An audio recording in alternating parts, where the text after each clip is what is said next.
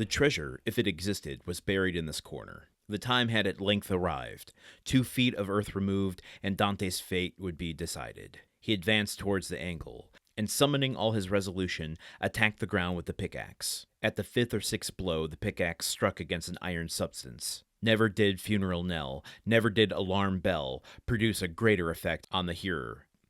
Had Dante found nothing, he could not have become more ghastly pale. He again struck his pickaxe into the earth, and encountered the same resistance, but not the same sound. "It is a casket of wood bound with iron," thought he. At this moment a shadow passed rapidly before the opening. Dante seized his gun, sprang through the opening, and mounted the stair. A wild goat had passed before the mouth of the cave, and was feeding at a little distance. This would have been a favorable occasion to secure his dinner, but Dante feared lest the report of his gun should attract attention. He thought a moment, cut a branch of resinous tree, lighted it at the fire at which the smugglers had prepared their breakfast, and descended with his torch. He wished to see everything. He approached the hole he had dug, and now, with the aid of the torch, saw that his pickaxe had in reality struck against iron and wood. He planted this torch in the ground and resumed his labor. In an instant, a space of 3 feet long by 2 feet broad was cleared, and Dante could see the oaken coffer, bound with cut steel. In the middle of the lid he saw engraved a silver plate, which was still untarnished, the arms of the Spada family, vis-a-vis a sword, en pal on an oval shield, like all the Italian armorial bearings, and surmounted by a cardinal's hat. Let's just take a step back for a second and talk about literary craft and what Dumas is choosing to do here, and different choices that could be made to maybe illustrate what his intentions are. Up until the last moment of finding this treasure, Dumas is trying to ratchet up the suspense, the anxiety, the anticipation of will he, won't he, and the idea that his pickaxe has struck something, but even in that moment of discovery, there's something that interrupts him, and it's this goat. And maybe Dumas, this is the problem with doing 1 page a day, is like maybe he'll go into this, but he's done so much of this back and forth suspense building and anticipation that in this moment he's choosing to do it to its nth degree, which I guess just raises the question, like, at what point do we just let go of the conventions of suspense and live in Dante's experience, his head? What is this, really draw this moment out, not for suspense, but for experience? Let us get into Dante's psychology. And I guess he's doing that too. Yesterday, I think I wrongly positioned that page as finding nothing, when really his work hadn't yet been completed. He still had to dig in this corner, which he does today.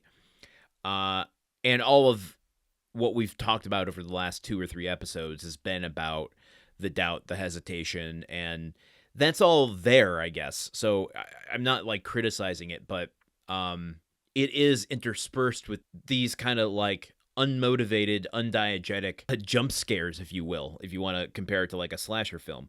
The goat going by, okay, let's fall back on our old friend, the cinematic interpretation of this, as Dante is in this darkened little grotto, and he strikes something, and, actually, yeah, I'm being unfair, because as he strikes something, the way that Dumas phrases this was really kind of fascinating. At the 5th or 6th blow, the pickaxe struck against an iron substance. Never did a funeral knell, never did an alarm bell produce a greater effect on the hearer. Had Dante found nothing, he could not have become more ghastly pale. So, saying that, once the pickaxe hits that thing, his stomach drops more than the disappointment had he not found anything. Like, finding out that this was true, potentially, is somewhat scarier than, existentially scarier maybe, than if it wasn't. So I guess, yeah, that does root us in Dante's perspective. I realize this is a messy episode, and I apologize for that, but let me keep going.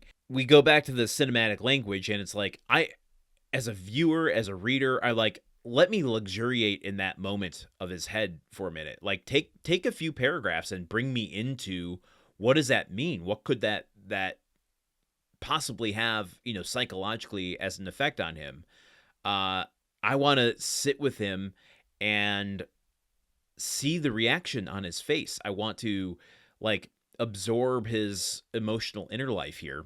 But this is shot almost like, if we go back to the slasher analogy, right when he finds something, and we learn what it is later on, but right when he finds something, suddenly a shadow walks by the aperture of the cave.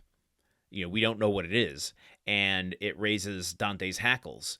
And could it be an intruder? Could it be someone who followed him? Could it be Jacopo? Could it be, another smuggler or a pirate or some other treasure hunter?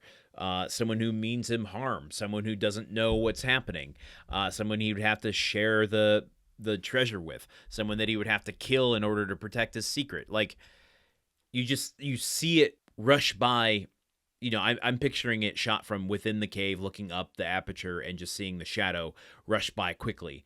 And then we cut to the suspense sequence of Dante slowly tiptoeing up the stairs until he reaches outside. And, the suspense music is slowly building. Maybe it's got a little bit of investigative tinkle, on the soundtrack until he reaches the aperture and, lunges around the corner ready to attack who's ever there. And, guess what? It's just a goat. That distracts me personally from his inner life. We've had enough of that suspense. And now, I personally, this is just me. I wish I could just sit more within Dante's reaction to it.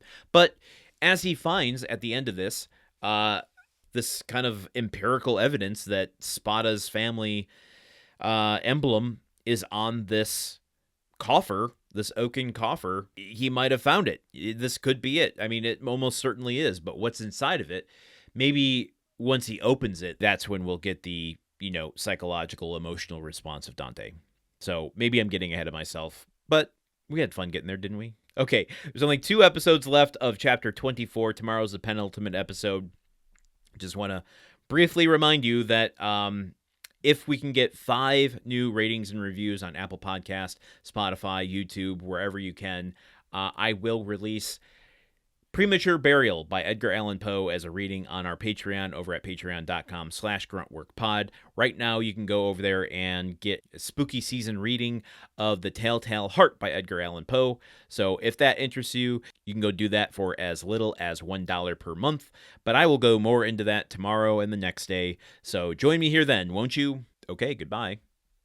The Countdown of Monte Cristo is part of the Gruntwork Podcast Network. This show is produced, edited, and hosted by Landon Solano. The original text of The Count of Monte Cristo by Alexandre Dumas. Theme song by Magic Solo. If you want to support the show and others like it, visit patreon.com/gruntworkpod. Thank you for listening. See you tomorrow.